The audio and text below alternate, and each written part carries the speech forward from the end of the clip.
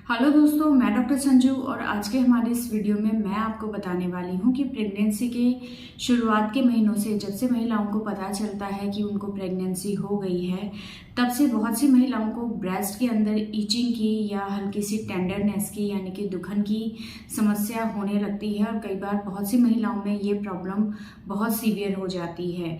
तो इस प्रॉब्लम के होने के पीछे का कारण क्या होता है, क्या ऐसा कारण है जिसकी वजह से महिलाओं को ये प्रॉब्लम इतनी ज़्यादा हो जाती है। तो आज के हमारे इस वीडियो में हम इसी टॉपिक के बारे में बात करने वाले हैं।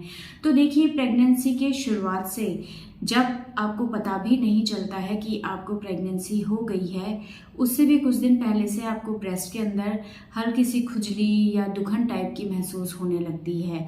और जैसे ही आपकी ड्यू डेट क्रॉस होती है और आप चेक करती हैं तो उसमें आपको पता चलता है कि आप प्रेग्नेंट हो गई हैं। तो जब आपके शरीर के अंदर प्रेगनेंसी ठहरती है तो उसी के बाद से आपके शरीर में बहुत सारे हार्मोनल चेंजेस होने लगते हैं। बहुत से हार्मोन्स हैं जैसे कि एस्ट्रोजन, प्रोजेस्टेरोन, इनके लेवल आपकी बॉडी में बढ़ने लगते हैं और इन हार्मोन्स का इफेक्ट ही होता है जिसकी वजह से महिलाओं को ब्रेस्ट के अंदर खुजली या दुखन की परेशानी होने लगती है। बहुत सी महिलाओं को बहुत ज़्यादा खुजली ऐसे में होने लगती है, थोड़ा सा टच करते ही ब्रेस्ट के अंदर बहुत पेन रहता है। तो ये सारे इन हार्मोन्स की वजह से ही चेंजेस आते हैं जिसकी वजह से महिलाओं के अंदर ये सिम्टम्स दिखाई देते हैं। प्रेगनेंसी जैसे ठहरती है वैसे ही आपके जो ब्रेस्ट हैं उसके साइज में चेंजेस आने लगते हैं। उसके अंदर जो ब्लड सर्कुलेशन होता है ब्रेस्ट के अंदर वो बढ़ने लग जाता है। ब्रेस्ट का साइज बढ़ने की वजह से क्या होता है, जो स्किन है वो स्ट्रेच होने लगती है, खिंचने लगती है और इन सभी चीज़ों की वजह से आपको ब्रेस्ट के अंदर खुजली की समस्या महसूस होने लगती है और छूने से उसमें दर्द आपको महसूस होने लगता है। तो इन सभी चीज़ों के पीछे ये हार्मोन्स ही रिस्पॉन्सिबल होते हैं। तो इस चीज़ के लिए आपको बहुत ज़्यादा परेशान होने की ज़रूरत नहीं है। प्रेगनेंसी का ये एक सिम्टम ही होता है जिसके अंदर कि आपको ब्रेस्ट के अंदर खुजली की समस्या होने लगती है, ब्रेस्ट का जो साइज है वो बढ़ने लगता है जिसकी वजह से आपको उनके अंदर दुखन दिखाई देती है। जो ब्रेस्ट के अंदर निपल वाला एरिया होता है, आसपास का जो एरियोला वाला हिस्सा होता है, उसका जो कलर है वो पहले से डार्क होने लगता है, वहाँ पे हल्के हल्के दाने से दिखाई देने लगते हैं। कुछ महिलाओं को ब्रेस्ट के अंदर से हल्का सा डिस्चार्ज भी निकलता हुआ दिखाई दे सकता है। तो इन सब चीज़ों के लिए आपको परेशान नहीं होना है। ये प्रेगनेंसी के दौरान जो हार्मोन्स चेंज हुए हैं उन्हीं के इफेक्ट की वजह से आपको हो सकता है।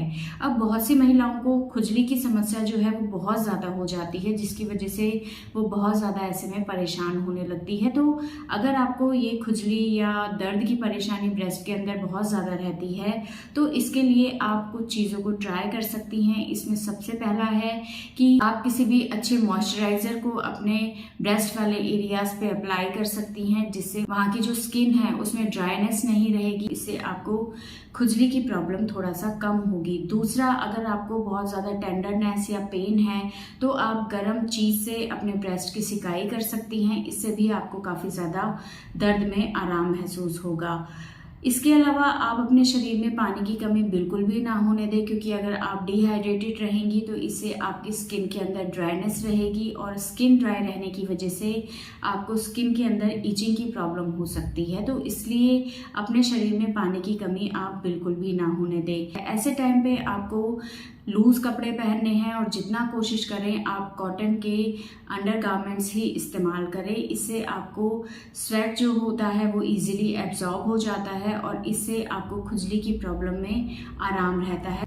इसके अलावा अपने खाने में आपको बहुत ज़्यादा चाय, कॉफ़ी, मिर्च मसाला या बाहर की चीज़ें अवॉइड करनी है क्योंकि एक तरह का स्टिमुलेंट का काम करती हैं। ये चीज़ें गर्म होती है, इससे आपको पसीना ज़्यादा आता है और ये आपकी इस खुजली की समस्या को बढ़ा सकते हैं। खट्टी चीज़ें ऐसे में बहुत ज़्यादा आप ना खाएं क्योंकि ज़्यादा खट्टा खाने से आपको ब्रेस्ट के अंदर जो टेंडरनेस है, जो दुखन है, वो थोड़ी सी ज़्यादा महसूस हो सकती है।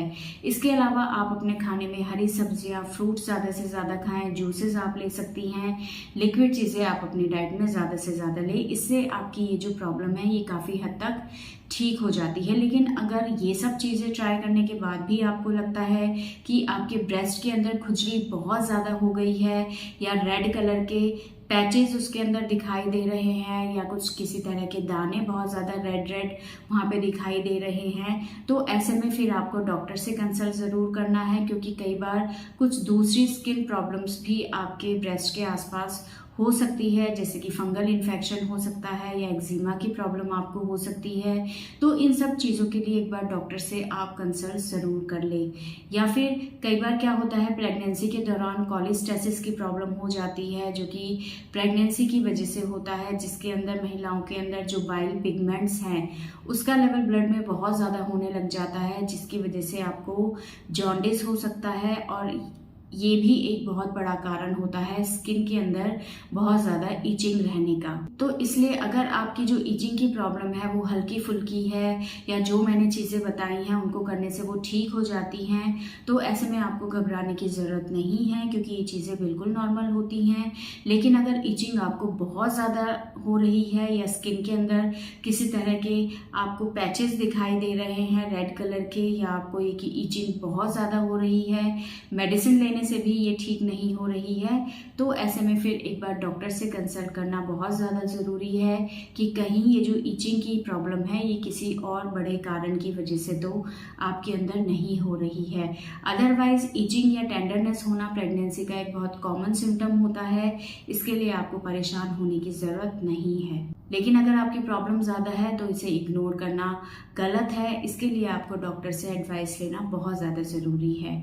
तो दोस्तों ये था आज का हमारा वीडियो। अगर इस वीडियो से रिलेटेड आपके किसी तरह के कोई सवाल हैं जो आप हमसे पूछना चाहते हैं तो आप हमें कमेंट कर सकते हैं, और हमारे आने वाले वीडियोज़ को देखने के लिए हमारे इस चैनल को सब्सक्राइब ज़रूर करें।